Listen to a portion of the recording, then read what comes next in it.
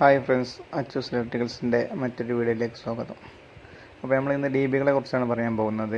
നമ്മൾ സൈറ്റിൽ ചെയ്യുന്ന ഡി ബികളെ കുറിച്ചാണ് വീഡിയോയിൽ ഉൾപ്പെടുത്തിയിട്ടുള്ളത്. അപ്പോൾ നമ്മൾ 3 തരത്തിലുള്ള ഡി ബികളാണ് ഉപയോഗിക്കാറുള്ളത്. Light D B, power D B, inverter D B എന്നിങ്ങനെ 3 കാറ്റഗറികളായിട്ടാണ് നമ്മൾ തരംതിരിക്കാറുള്ളത്. ഇതുകൊണ്ടുള്ള ബെനിഫിറ്റ് എന്താണെന്ന് വെച്ചാൽ, സാധാരണ നമ്മൾ ചെറിയ വീടുകളിലൊക്കെ ഇവയെല്ലാം കൂടി ഒറ്റ ഡി ബിയിൽ ഉൾക്കൊള്ളിച്ചാണ് ചെയ്യാറുള്ളത്. പക്ഷേ പൊതുവെ കുറച്ച് വലിയ സ്ക്വയർ ഫീറ്റുള്ള വീടുകളിൽ നമ്മൾ ഇപ്പോൾ കൂടുതൽ പേരും സെപ്പറേറ്റാണ് ചെയ്യുന്നത്.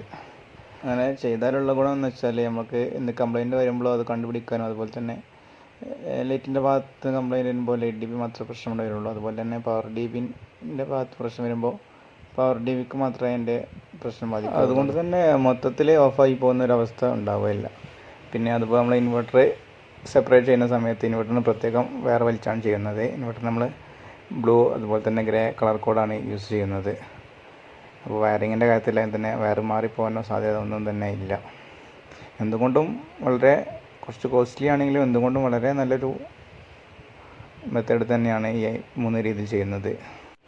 ഇതിപ്പോൾ ഈ വീഡിയോയിൽ കാണുന്നത് നമ്മൾ ഓഡിറ്റോറിയം പർപ്പസിന് വേണ്ടി ചെയ്ത ഡി ബികളാണ്. അതുപോലെ തന്നെ ചെറിയ വീടുകളിൽ ഇത്തരം കേസുകൾ നമുക്ക് ഒരിക്കലും ചെയ്യാൻ സാധിക്കുകയില്ല.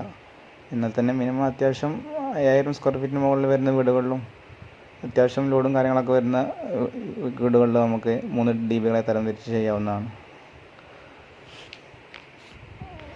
അതുപോലെ തന്നെ ഈ 3 ഡി ബിക്ക് പുറമെ നമ്മൾ പുറത്ത് വരുന്ന ലൈറ്റുകളും കാര്യങ്ങൾക്കും സെപ്പറേറ്റ് ഡി ബി വെക്കാറുണ്ട്.